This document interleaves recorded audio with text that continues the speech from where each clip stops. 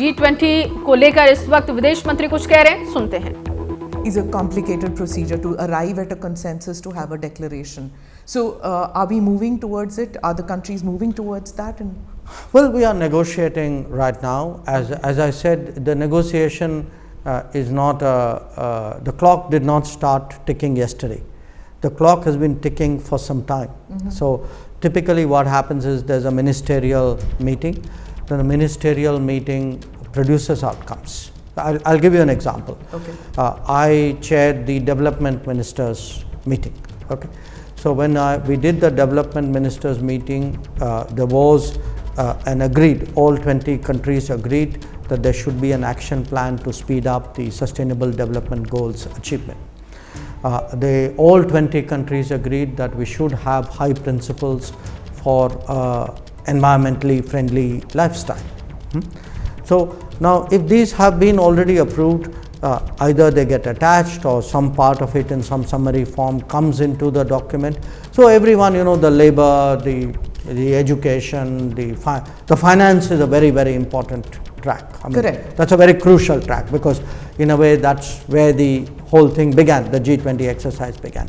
So every track feeds in outcomes. These are, some of them have multiple meetings like finance, some of them have a single meeting. So these outcomes are melded together and they produce a composite document. In addition, there are things which may be discussed among the Sherpas, or the leaders may also discuss some things among themselves. These meetings have been going on since the beginning of this year. Right. But is there a consensus building, and what will India see as the host? What will India see as a win-win situation? Well, I don't think it's just a matter of India seeing something. Today, the expectations of the world are very high in terms of what the G20 is able to produce, and produce in terms of meeting the challenges of the world.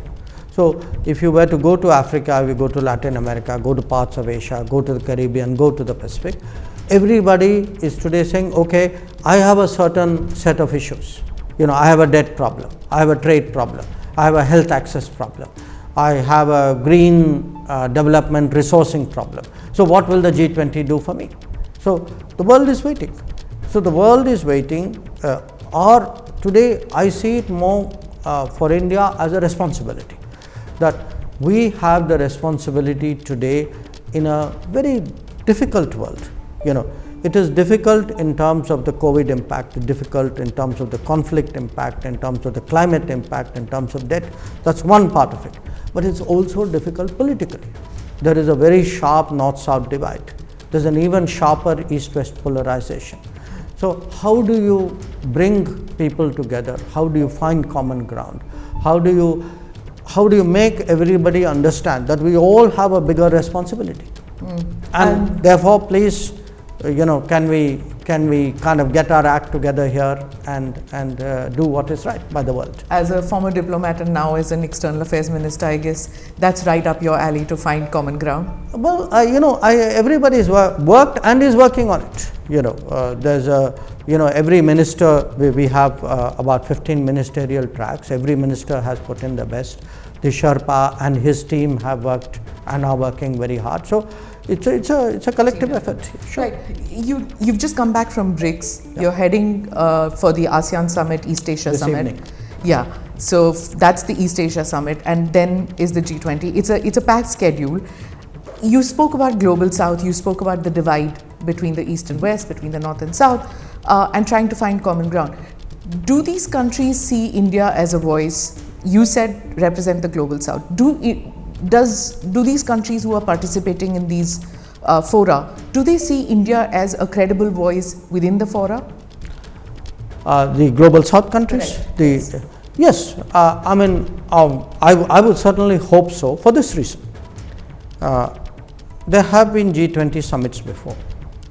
No other G20 presidency made an effort to get together the developing countries who are not on the table and say, please come sit with us, tell us what are your concerns, and we will distill those concerns and place it before the G20. That's a very unique exercise. Nobody has done it before. So if we have taken the trouble, and we meaning here Prime Minister Modi himself, if 125 countries have been consulted, feel today, yes, what we told India has promised us that they will put that issue on the table. I think they have a lot of expectation of India. And as far as the rest of the G20 is concerned, they know that, look, we have always in G20, outside the G20, India has a reputation of being a very constructive player, someone who bridges divides, who kind of somewhere helps to fix problems. So there's a lot of goodwill that we have, and again, I stress to you, I am confident that every one of the G20 coming to Delhi will understand the responsibility that they bear, will understand today that the other 180 countries of the world are looking to them to set directions. जैसे ही घड़ी का काटा दोपहर 2:30 पे आए, बबीता जी का दिल सास बहू साजिश के लिए मचल जाए। और ये है इनकी बहू, पूरे दिन ऑफिस की टेंशन हो जाए गॉन जब ये करें अपना फेवरेट शो फ्री टाइम पे ऑन। इनकी तरह आप भी देखिए अपना फेवरेट शो अपने टाइम पर और डाउनलोड कीजिए एबीपी लाइव ऐप अपने स्मार्ट टीवी पर।